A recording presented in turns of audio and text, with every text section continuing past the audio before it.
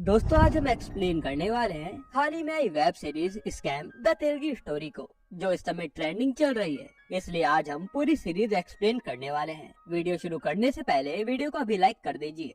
आप चलिए बिना समय गवाए वीडियो शुरू करते हैं।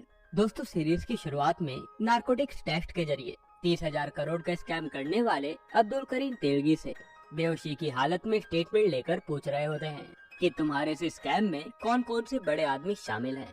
फिर सीरीज फ्लैशबैक में जाती है और 1982 का समय दिखाते हैं, जहां पर अब्दुल करीम तेलगी ट्रेन में फल बेच रहा होता है।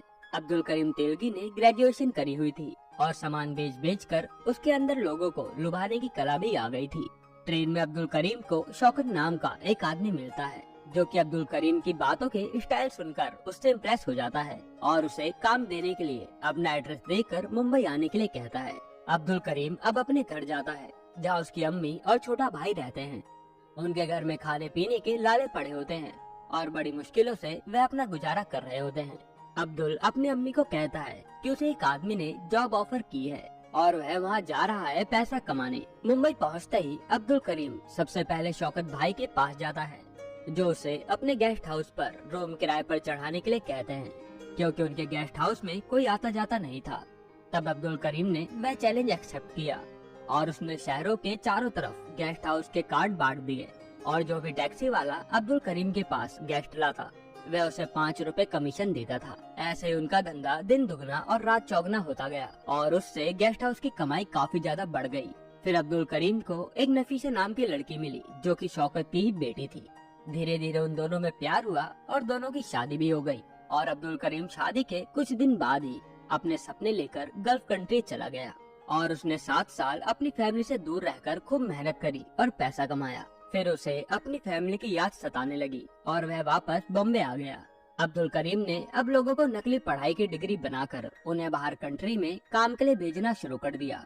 और फिर जैसे ही एक दिन अब्दुल करीम अपने क्लाइंट को नकली डिग्री दे रहा होता है, तब एकदम से वहाँ पर इंस्पेक्टर मधुकर डोम्बे की एंट्री होती है, जो कि अब्दुल करीम को थाने में ले जाकर खूब मारते हैं और कुछ सवाल पूछते हैं। फिर थोड़ी देर बाद उसे जेल में बंद कर देते हैं।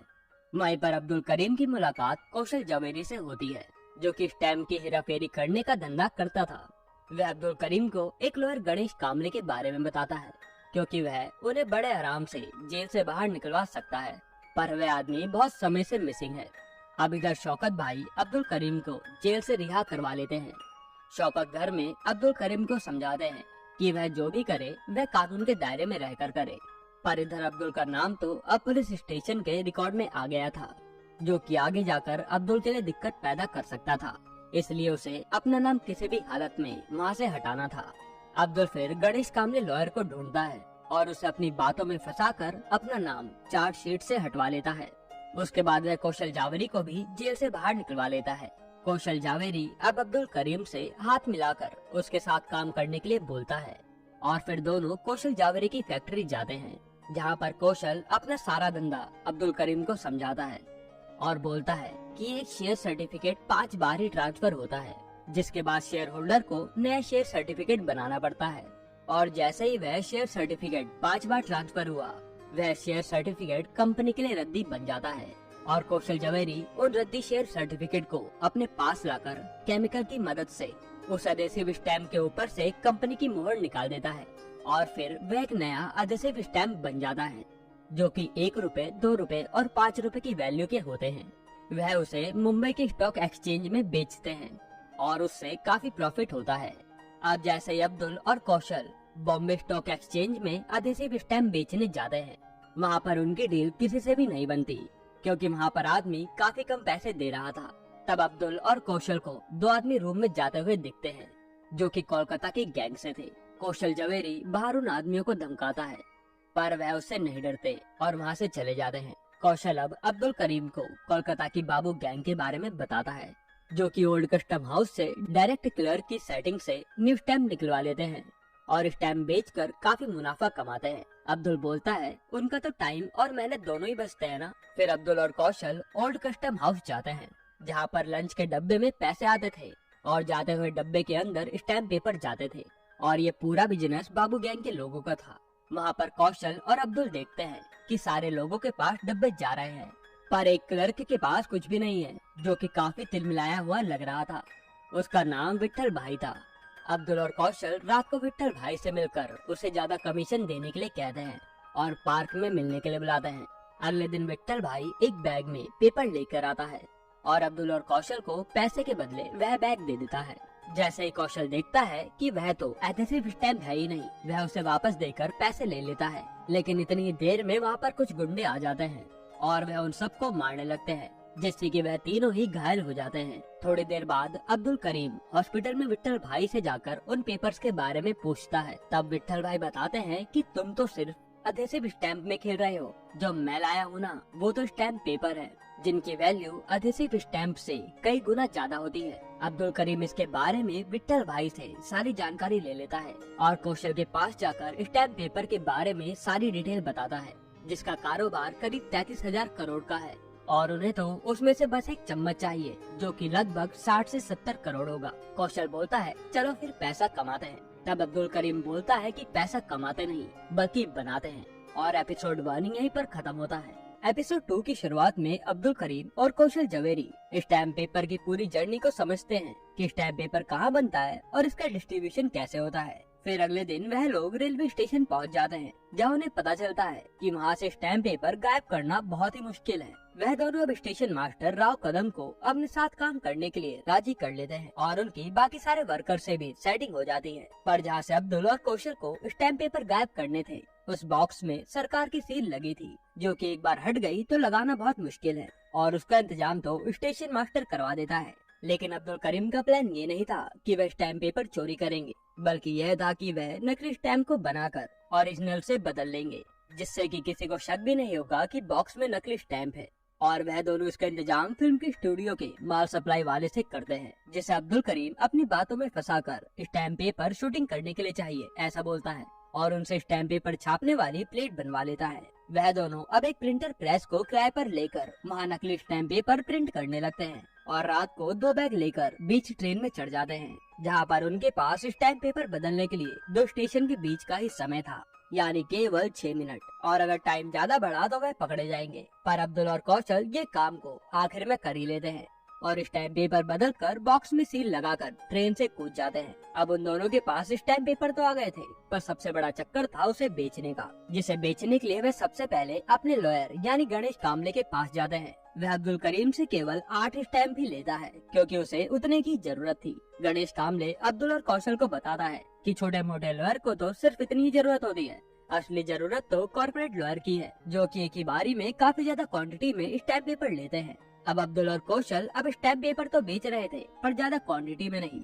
उनके पास स्टैम्प पेपर तो काफी ज्यादा थे, पर खरीदने वाले काफी कम, जिससे वह काफी कम कमा रहे थे और सारे लोगों को उनका कट देने के बाद उनके पास काफी कम पैसे बच रहे थे। कौशल तो उन पैसों में खुश था, मगर अब्दुल करीम तेलगी को वो पैसे बहुत कम लग रहे थे। उसकी प्यास इतने कम पैसों से नहीं बुझने वाली थी। कौशल अब्दुल करीम को अपने साथ बार में ले जाता है, जहाँ अब्दुल नाचने वाली लड़की को देखकर उस पर लट्टू हो जाता है और उसे ही देखता रहता है। अगले दिन अब्दुल करीम की बेटी का बर्थडे होता है, जहां अब्दुल का भाई सलीम कहता है कि मुझे भी अपने साथ काम में मिला लो, पर अब्दुल सलीम को उसकी मां का ध्यान रखने के लिए कहता है और कहता है कि वह उसे जल्द ही काम के लिए बुला लेगा।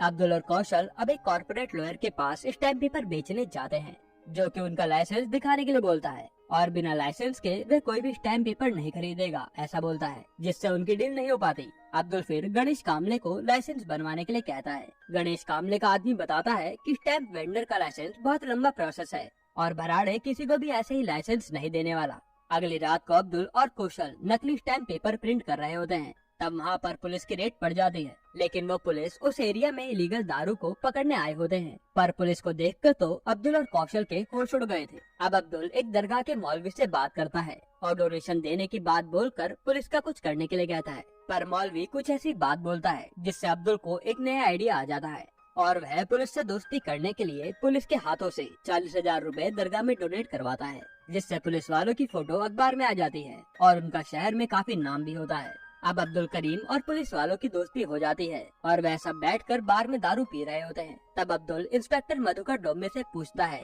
कि उसे स्टैम्प पेपर वेंडर लाइसेंस चाहिए, आप कुछ हेल्प करो। तब मधुकर डोम्बे बोलता है कि एमएलए तुकाराम से बात करो, वही तुम्हारा काम करवा सकते हैं। उधर से कौशल जवेरी अब्दुल को गुस्से से देख रहा था कि अब्दुल उसके सारे पैसे उससे बिना पूछे उड़ा रहा है। अब्दुल तुकाराम के एनजीओ में पैसे डोनेट कर तुकाराम से मिलता है और उसे पैसे देकर स्टैम्प पेपर लाइसेंस बनवाने के लिए कहता है। और फिर अगले दिन अब्दुल और एमएलए तुकाराम लाइसेंस ऑफिसर के पास जाते हैं, जहाँ एमएलए तुकाराम कुछ भी नहीं कर पाता और अब्दुल को निराश होकर वहाँ से लौटना पड़ता है। अब अब्दुल अपने अड्डे पर पहुँचता है, जहाँ पर कौशल बैठकर दारू पी रहा था और वह अब्दुल को बोलता है कि तेरा सब लोगों ने पागल बनाया है और सारा पैसा भी खा लिया और तूने मुझसे एक बार भी नहीं पूछा। ये पैसे तो हम दोनों के थे ना। इतने में कौशल जावेरी और अब्दुल करीम की लड़ाई हो जाती है और कौशल अब्दुल को खूब मारता है और वहाँ से चला जाता है। अब्दुल जैसे ही खड़ा होने की कोशिश करता है वह फिर से गिर जाता है और एपिसोड 2 यहीं पर खत्म होता है। एपिसोड 3 की शुरुआत में एमएलए तुकाराम अब्दुल करीम को कोई और लाइसेंस दिलवाने के लिए कहता है,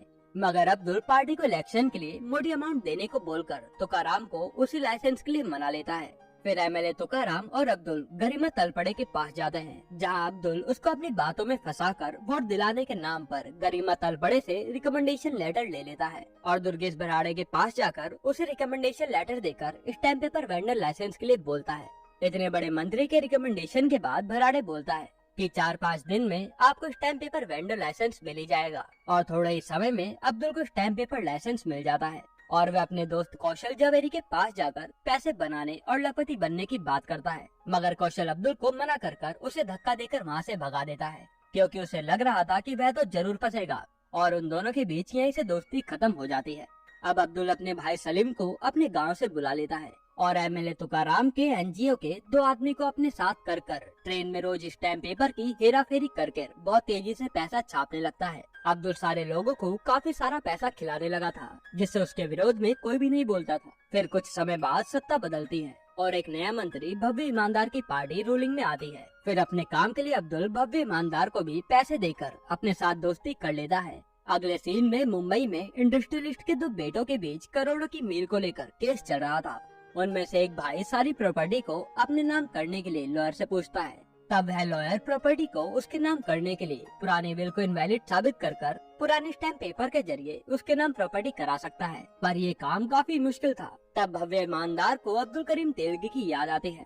अब्दुल पुराने स्टैम्प पेपर का जुगाड़ करके उस पर अपनी मोहर लगाकर मंत्री का काम करवा देता है और कुछ दिनों बाद अपोजिशन लीडर गरिमा तलपड़े ये मुद्दा रूलिंग पार्टी के खिलाफ उठाती है कि उनकी सरकार में इतने पुराने स्टैम्प पेपर कहां से आए हैं, जिसका वह सारा दोष सरकार और अब्दुल करीम तेलगी पर लगाते हैं। एक दिन एक पार्टी में गरिमा तलपड़े बराड़े को धमकाकर सारा ब्लेम अब्दुल करीम तेलगी पर डालने के लिए कहती है, जिसके बाद पुलिस की मदद से अब्दुल को भी पता चल जाता है कि वह फंसने वाला है। कोर्ट में अब बराड़े अपना बयान अब्दुल करीम तेलगी के खिलाफ देता है, जिसके बाद जज अब्दुल का stamp paper vendor licence cancel कर देते हैं और उसे फ्रॉड के चक्कर में जेल में डाल देते हैं। जैसे ही अब्दुल पुलिस की गाड़ी में जा रहा होता है, उसका लॉयर उसे अपने साथ ले जाता है, क्योंकि सारे पुलिस वाले अब उनसे मिल गए थे। अगले दिन गरिमा तलपड़े कोर्ट में फिर से बोलती है कि अब्दुल करीम तो अभी भी आजाद घूम रहा है, जिसके बाद कोर्ट पुलिस को ऑर्डर देकर अब्दुल को जेल में डालने के लिए कहती है। पुलिस वालों को अब अब्दुल को पकड़कर जेल में डालना ही पड़ता है, मगर अब्दुल को जेल में भी काफी अच्छा ट्रीटमेंट मिल रहा था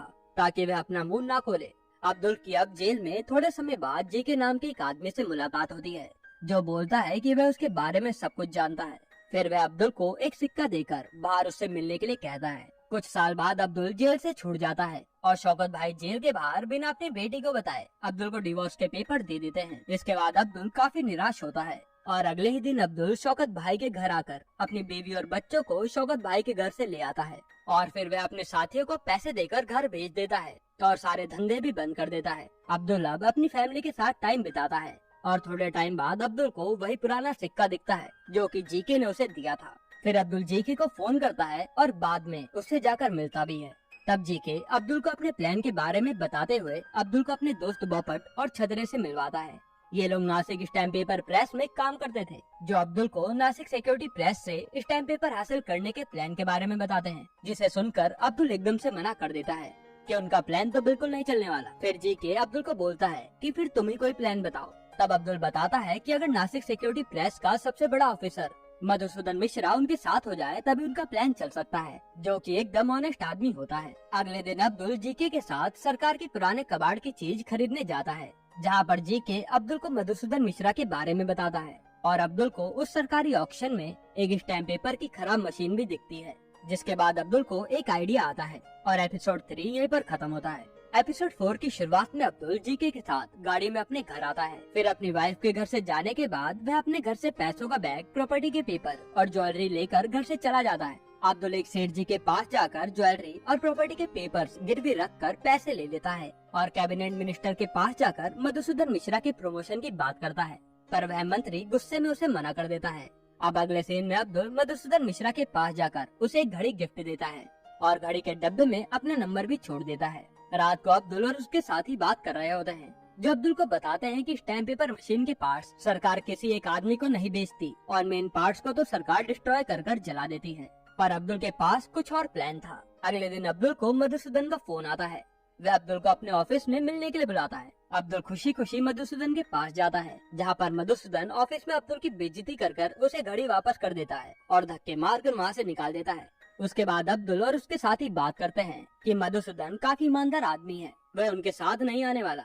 अब्दुल बोलता है कि हर किसी को किसी न किसी चीज की कामना होती है और मधुसूदन को पैसों की नहीं बल्कि समाज में इज्जत और प्रमोशन की कामना है। अगले दिन अब्दुल तुकाराम से मिलकर बड़े मंत्री के पास पैसों से भरा बैग लेकर जाता है। तब वही सीन आता है जो शुरू में अब्दुल कैबिनेट मिनिस्टर से मिलने आया था। कैबिनेट मिनिस्टर के मना करने के बाद बाहर उसका सेक्रेटरी उनको किसी और मंत्री की सिफारिश से मधुसूदन के प्रमोशन को दिलाने के लिए कहता है और अब्दुल पैसों से भरा बैग कैबिनेट मिनिस्टर के सेक्रेटरी को दे देता है। थोड़े टाइम बाद अब्दुल को फोन आता है कि उनका काम हो गया, जिसके बाद अब्दुल काफी खुश होता है। अगले दिन अब्दुल मधुसूदन के पास जाकर उसको गिफ्ट देकर बधाई देता है, जिसे मधुसूदन कचरे में फेंक देता है। जैसे ही मधुसूदन ऑफिस पहुंचता है, वह देखता है कि सब लोग उसके लिए ताली बजा रहे हैं और उसको अप्रिशिएट भी कर रहे हैं, क्योंकि मधुसूदन का 10 साल के बाद प्रमोशन हुआ है। रात को मधुसूदन अब्दुल को मिलकर बोलता है कि जो मेरी 10 साल की ईमानदारी नहीं कर पाई तुमने कुछ ही दिनों में कर दिया। अब मधुसूदन अब्दुल के साथ फाइनली हाथ मिला लेता है और प्रेस में एक मशीन को खराब घोषित करवा देता है, जिसको बाद में डिसमेंटल करके सरकार अलग अलग लोगों को बेचती है, जो कि अब्दुल के साथ ही अलग अलग कंपनी के नाम से खरीद लेते हैं। मशीन के मेन पार्ट प्लेट्स की लाने की जिम्मेदारी मधुसूदन की थी। जैसे ही सारे प्रिंटिंग प्रेस के पार्ट्स अब्दुल की फैक्ट्री में पहुंच जाते हैं, वह सारे मशीन के पार्ट्स को असेंबल कर लेते हैं। पर अब उन्हें बस एक ही पार्ट की जरूरत थी, जो थी प्लेट। तब मधुसूदन अब्दुल से प्लेट के बदले पैसे मांगता है, क्योंकि उसे उसकी कीमत काफी कम लग रही थी और अब्दुल भी पैसा देने के लिए मान जाता है। अब्दुल फिर स्टैम्प पेपर के लिए पेपर का इंतजाम भी कर लेता है। इधर अब्दुल के साथ ही मशीन को जोड़कर पूरा कर लेते हैं और पहला स्टैम्प पेपर निकालते हैं, जो कि एकदम सही निकलता है और अब्दुल के साथ ही ये देखकर बहुत खुश होते हैं। अब्दुल अब भराड़े के पास जाता है और नीचे पुलिस वालों और मंत्री को दिखाकर उसे फंसाने के लिए डराता है। फिर वह भराड़े को अंदर ले जाकर उसे एक चाटा लगाकर चुपचाप उसके साथियों के नाम पर स्टैम्प वेंडर लाइसेंस निकलवाने के लिए कहता है। उसके बाद अब्दुल अपनी खुद की एक कंपनी खोलता है और स्टैम्प पेपर बेचकर खूब सारा पैसा कमाने लगता है, जिससे वह नोटों का एक बहुत बड़ा चट्टा खड़ा कर लेता है और उनके ऊपर जैसे नोटों की बारिश होने लगती है। अब्दुल का भी ये धंधा काफी मस्त चल रहा था और वह सारे लोगों को भी खूब पैसे खिला रहा था, जिससे हर कोई खुश था। अब्दुल ने अब अपने धंधे को कई सारे स्टेट में भी खोल लिया था, जो कि उसके बाकी साथी धंधा संभाल रहे थे। पर कर्नाटक में एक मिनिस्टर था, फहीम शेख, जो कि काफी दिक्कतें पैदा कर रहा था। पर अब्दुल उसके पास जाकर उससे डील कर दोस्ती कर लेता है। अब्दुल को अब समझ में आ गया था कि यह मिनिस्टर किसी के भी सगे नहीं होते, तो वह अपने भाई सलीम को उसके गांव में लोगों की समाज सेवा करने के लिए कहता है, ताकि वह पावर में आ सके। और इसकी शुरुआत वह अपने गांव के लोगों का भला करके करता है। सकीना के बाबा मरने की कगार पर आ जाते हैं, जिसे देखकर उसकी वाइफ सकीना खूब रोती है। अब्दुल अपने ऑफिस जाकर मैनेजर से बोलता है कि उसका बिजनेस तो अब काफी फैल गया है, पर उनका प्रॉफिट क्यों नहीं बढ़ रहा है। तब अब्दुल का मैनेजर बोलता है कि स्टैम्प पेपर में सरकार का काफी बड़ा शेयर है, अगर उन्हें प्रॉफिट बढ़ाना है तो कंपटीशन कम करना ही पड़ेगा। अब्दुल अब मधुसूदन के पास जाकर सरकारी स्टैम्प पेपर की प्रेस को कुछ दिनों के लिए बंद करने के लिए कहता है, जिससे कि उसका नाम लोगों की नजर में आ जाएगा और इससे लोग उससे स्टैम्प पेपर खरीदेंगे। और इस पूरे प्लान के बारे में मधुसूदन सोचता है और एपिसोड 4 यहीं पर खत्म होता है। एपिसोड 5 की शुरुआत में मधुसूदन की प्रेस में मशीनें खराब होने लगती हैं, जो कि मधुसूदन ही कर रहा था। फिर मधुसूदन ऑडिटर को बोलकर प्रिंटिंग प्रेस कुछ दिनों के लिए रोककर मशीन मेंटेनेंस करवाने के लिए कहता है। अब्दुल अब भराड़े को एक फ्लॉपी डिस्क देता है, जिसमें कुछ उनके बीच के हिसाब थे। जैसे ही भराड़े वह फ्लॉपी डिस्क ऑफिस के कंप्यूटर में खोलता है, ऑफिस के सारे कंप्यूटर में वायरस आ जाता है और सारे कंप्यूटर कुछ दिनों के लिए खराब हो जाते हैं। यह सब अब्दुल का प्लान था, ताकि वह अपना कंपटीशन खत्म कर प्रॉफिट बना पाए। इसके बाद इधर अब्दुल के आदमी स्टैम्प पेपर छापने लगते हैं अगले सीन में अब्दुल अपने भाई सलीम को उसके गांव में अच्छी सी समाज सेवा करने के लिए कहता है ताकि वे अपने भाई को इलेक्शन में खड़ा करके जितवा सके। अब्दुल को अब लगता है कि उसको अब एक और स्टैम्प पेपर मशीन की जरूरत पड़ेगी क्योंकि उनके पास काफी डिमांड आ रही थी। तब वह मधुसूदन को 50 लाख रुपए भिजवा देता है ताकि एक और मशीन का जुगाड़ हो पाए। इधर दिखाते हैं कि अब्दुल का एक आदमी चुपके से बैग में कुछ स्टैम्प पेपर अलग से ले जाकर बाबू की गैंग को दे रहा होता है ताकि वह इधर से भी काफी अच्छा पैसा बना पाए। इधर बड़े अधिकारियों की मीटिंग हो रही थी जिसमें वह भराड़े और मधुसूदन को काफी सुनाते हैं कि सरकारी स्टैम्प पेपर प्रिंटिंग में आजकल काफी गड़बड़ी हो रही है। साथ ही वह उसे जल्दी सही करवाने के लिए भी कहते हैं। अब्दुल अब अपने गांव में काफी समाज सेवा कर सबका दिल जीत लेता है और बड़े बड़े अधिकारियों को पैसा और गिफ्ट देकर उन्हें अपनी तरफ कर लेता है। एक दिन अब्दुल को पता चलता है कि उसका आदमी सुलेमान कुछ तो गड़बड़ कर रहा है, तो वह उसे अपने साथ गाड़ी में अपने वेयर हाउस लाता है और वेयर हाउस में उसे खूब मारता है ताकि दोबारा उसका कोई आदमी उसे ऐसे धोखा ना दे। इधर सत्ता में अब एक बार फिर से कोई दूसरी पार्टी जीत जाती है। अब्दुल अब तुकाराम से फोन पर बात कर रहा होता है जहाँ उसे जुबैर डांस करते हुए दिखती है। जैसे ही अब्दुल उसके पास जाता है वहाँ पर जुबैर नहीं होती। अगले सीन में अब्दुल के वेयर हाउस में आग लग जाती है। तब उसे पता चलता है कि ये काम मंत्री के गुंडों ने किया है। अब्दुल फिर नए मंत्री के पास जाकर उससे मिलता है और उसे अपने साथ काम करने के लिए उसको भी पैसे खिला देता है, जिसके बाद अब्दुल को नया मंत्री एक वेयर हाउस देता है जो कि अब्दुल के लिए सेफ रहेगा और सारे गुंडे भी उससे दूर रहेंगे क्योंकि अब उन्हें पता चल जाएगा कि अब्दुल और मंत्री साथ में काम कर रहे हैं। अगले सीन में अब्दुल का भाई सलीम अपने गांव में इलेक्शन लड़कर जीत जाता है और अब्दुल अपने भाई को सबके सामने बधाइयाँ देता है। फिर एक रात अब्दुल बार में दारू पीकर लड़की के ऊपर खूब पैसा उड़ा रहा होता है। तभी वहाँ पर अब्दुल की एक बड़े आदमी से पैसा उड़ाने को लेकर टक्कर होने लगती है जिसमें अब्दुल हार जाता है क्योंकि वह वहाँ पर कम पैसे लाया था। पर वह सेठ अब्दुल पर हंसकर उसकी बेइज्जती कर देता है, जिसके बाद अब्दुल गुस्से में एक फोन कर इतना पैसा मंगा लेता है जिसे देखकर वह सेठ चौंक जाता है और अब्दुल सारे पैसे उस लड़की पर उड़ाकर उस सेठ की खूब बेइज्जती करता है और उसे खूब गालियाँ भी सुनाता है। अगली सुबह जब अब्दुल उठता है तो उसे फोन पर पता चलता है कि उसने बार में लगभग 90 लाख रुपए उड़ा दिए हैं, जो कि दोस्तों उस टाइम के हिसाब से काफी ज्यादा थे और ये बात हर तरफ फैल गई थी। जिसके बाद हर कोई पैसा खाने के लिए अब्दुल को फोन कर रहा था क्योंकि ये देख कर कि अब्दुल ने इतना सारा पैसा उड़ाया है, हर किसी की भूख बढ़ गई थी और उन्हें लग रहा था कि अब्दुल के पास तो बहुत सारा पैसा है। फिर अब्दुल को एक लड़की पीछे से आवाज देती है और ये वही लड़की थी जो बार में डांस कर रही थी और एपिसोड 5 यहीं पर खत्म होता है। दोस्तों वेब सीरीज 5 एपिसोड तक ही आई थी और बाकी के 5 एपिसोड नवंबर में आने वाले हैं और जैसे ही वो आएंगे हम आपको इसी चैनल पर एक्सप्लेन कर देंगे, इसलिए आप चैनल को अभी सब्सक्राइब कर लीजिए। और अगर आपको साउथ की एक रोमांटिक मूवी देखनी है तो ये वीडियो देख लीजिए।